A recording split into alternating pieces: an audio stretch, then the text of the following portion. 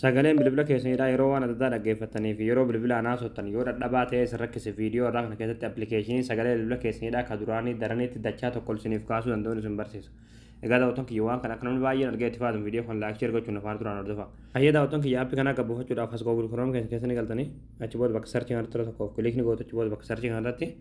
gola Oromiyaatti ni barreessitanii gola Oromiyaa.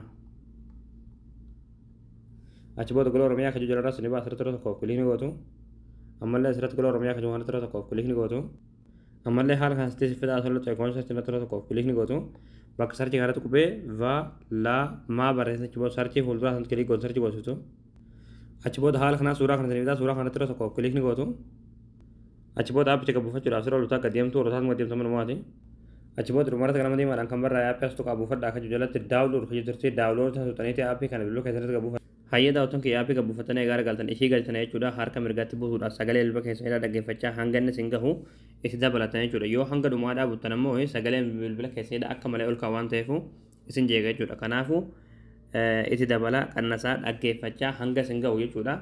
murteessitanii irra kaayyattan jechuudha aappii baay'ee tokko bareedaa ta'edha hundi keessanuu gabbuufadhaatti itti fayyadamu.